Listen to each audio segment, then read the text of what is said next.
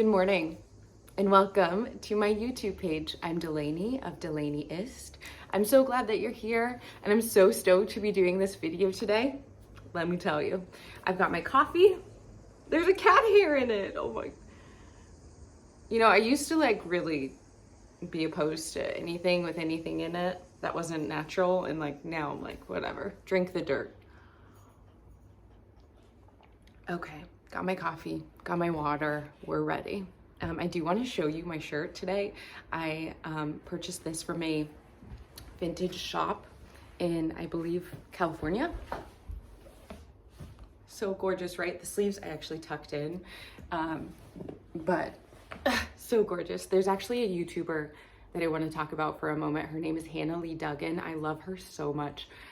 She initially started doing van life videos, and now she owns a little cottage. So she's just renovating this cottage, but while she's doing it, she's recording herself in all of her beautiful garments. So if she's not talking about fashion, she's making a point to show off her cool ass digs, which I love.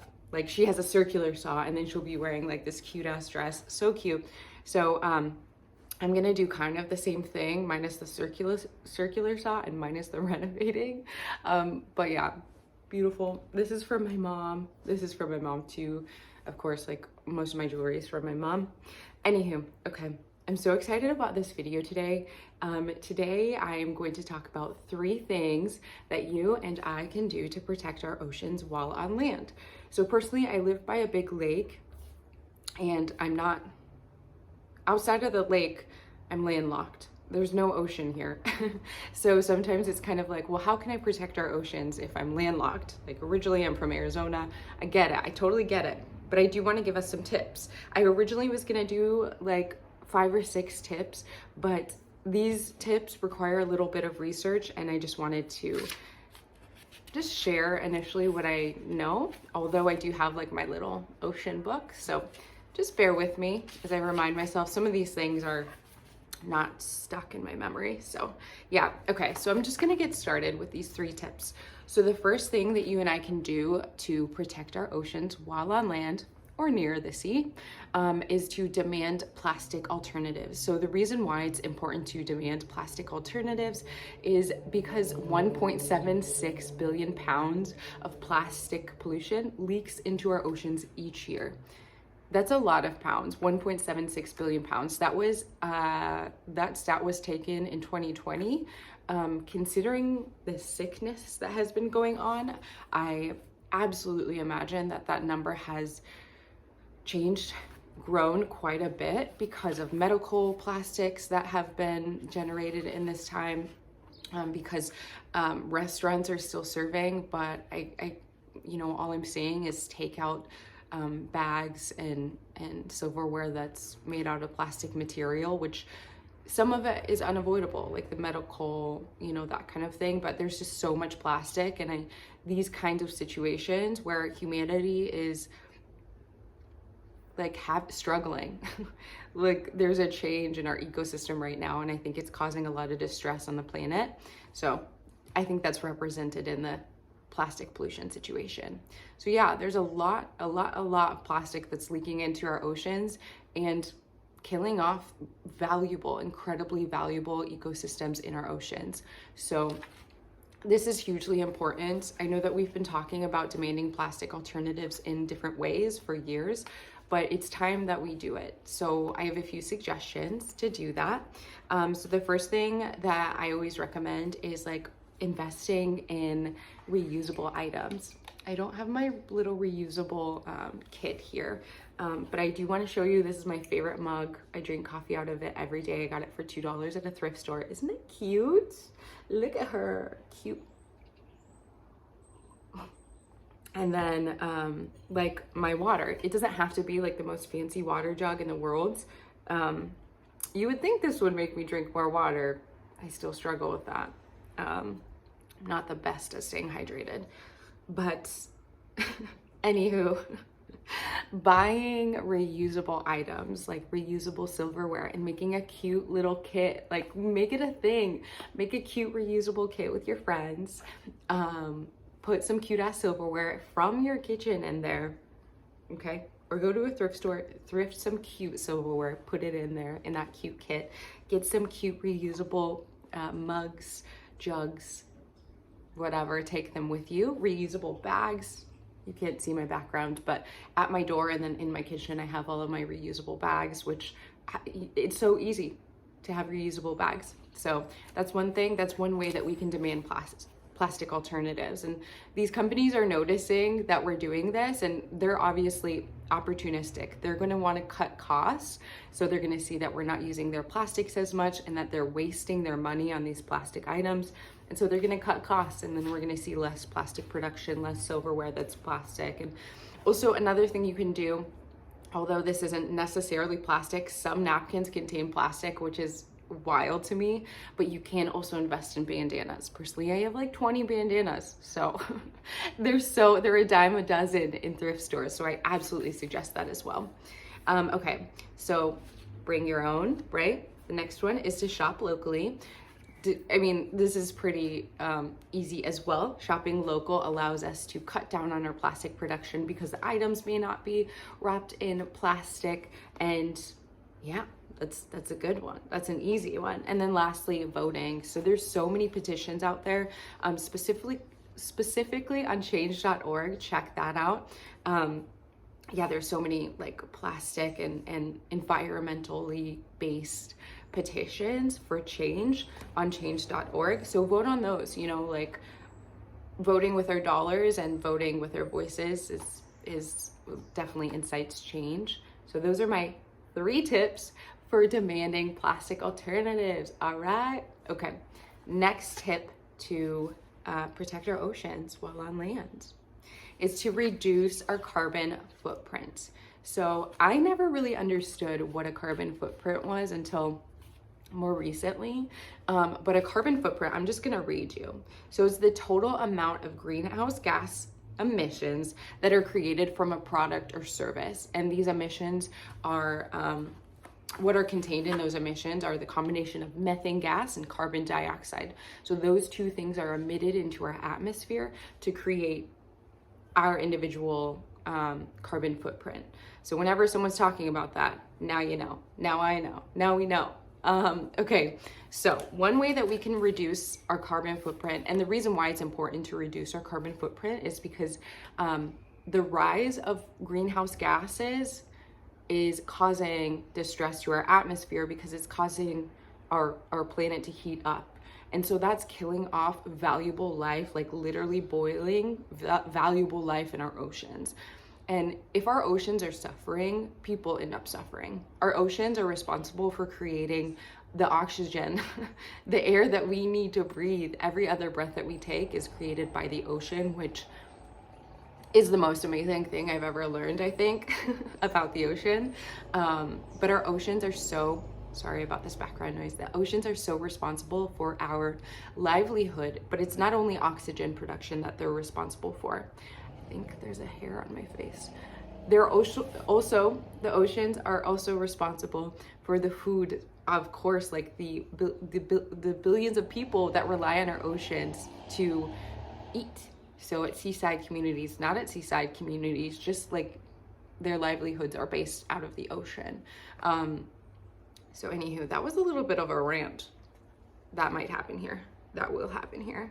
But yeah, basically our carbon footprints are caused by greenhouse gases, and being that greenhouse gases are rising or increasing rather, that's causing an increase of the planet's temperature, and that is just causing overall distress to our planet. I just wanted to like reiterate what that meant.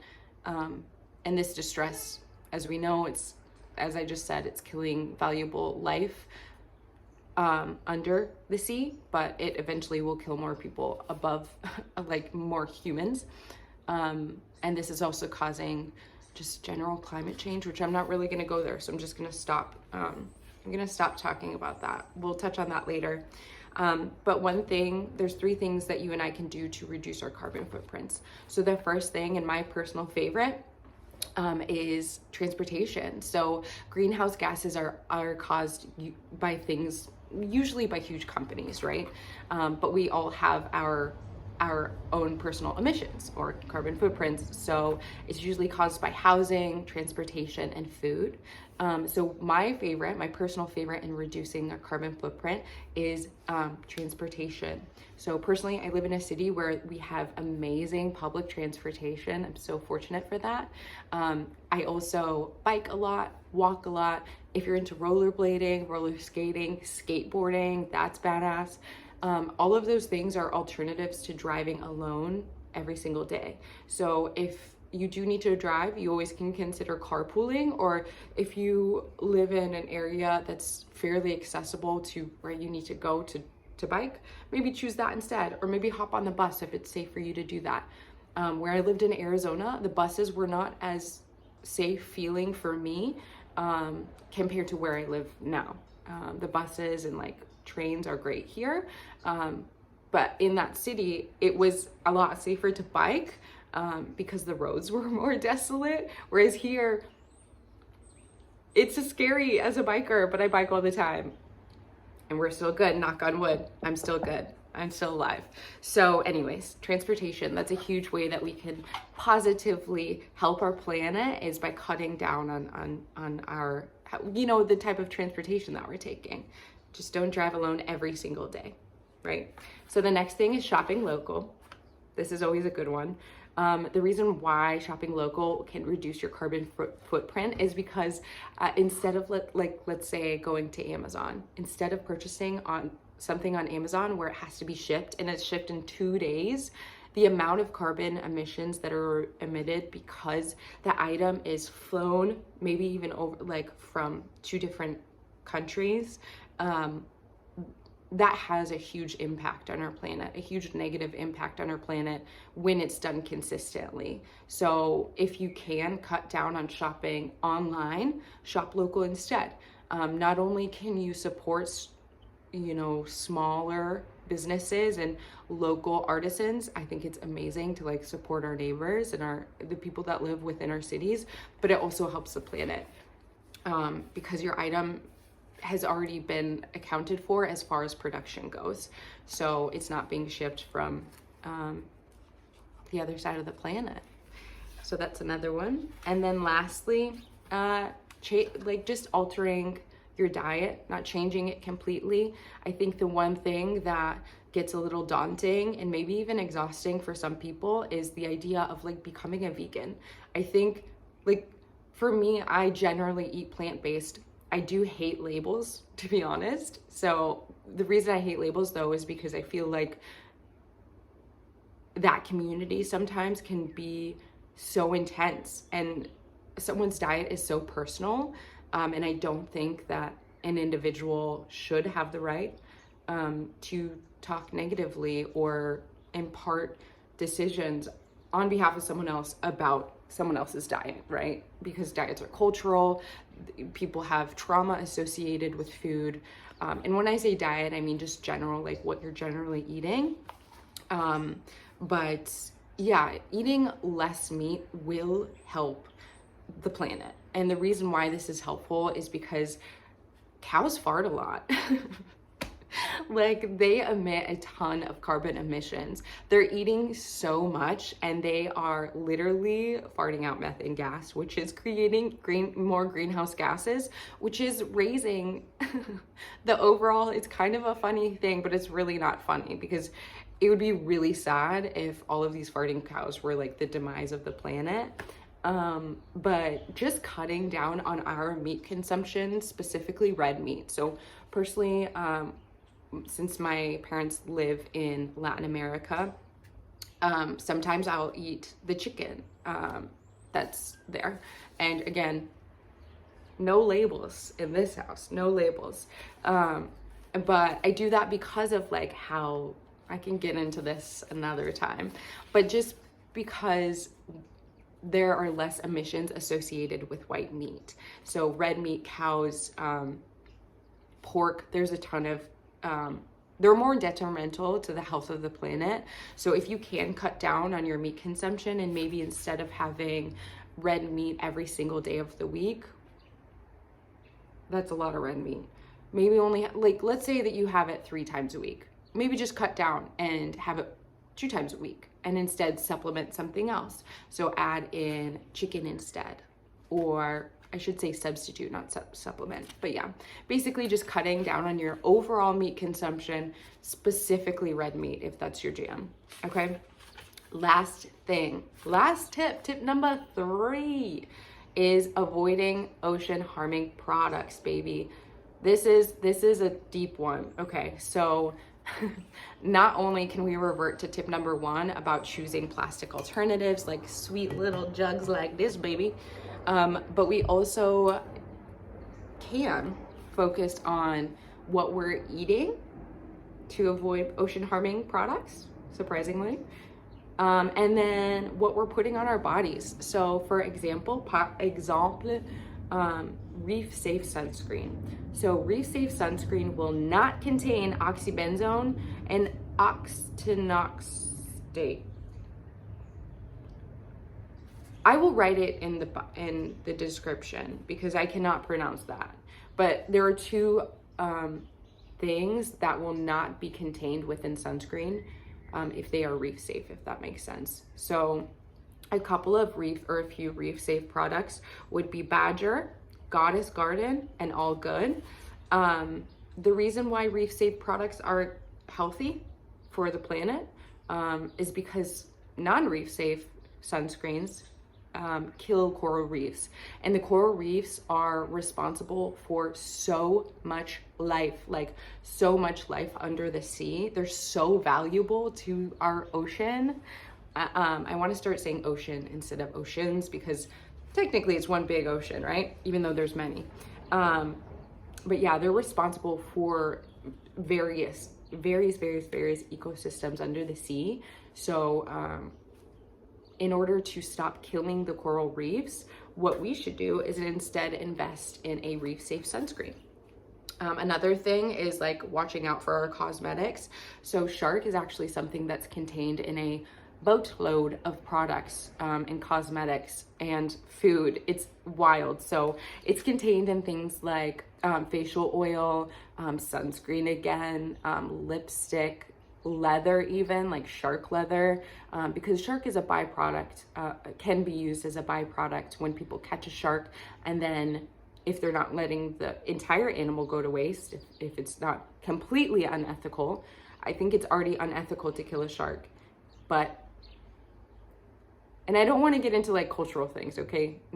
Not at this moment, but if the individual that has caught the shark chooses to use the entire shark, then that shark can be used as a byproduct, which that byproduct is often used in pet food, is often used in our cosmetics. So one thing to watch out for is like, I use this cosmetic called Squalane. So there's Squalane and Squalene. Both of these things are derived from shark liver oil.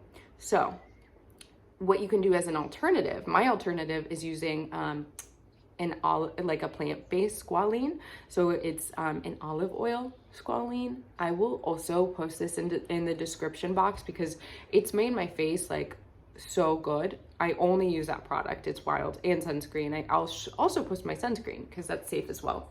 But yeah, so Squalene and Squalane, the alternative to that would be using a plant-derived squalene.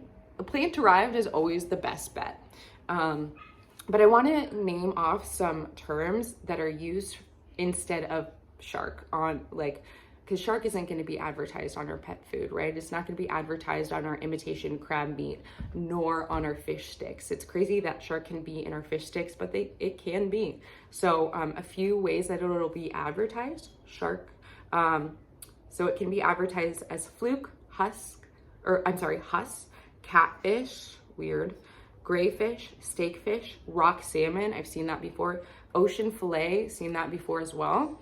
So yeah, it's just wild that it's like, it's not like advertised as shark. Instead, they have to put a clever name on it because ultimately it's unethical and detrimental to be catching sharks, you know, and killing valuable ecosystems.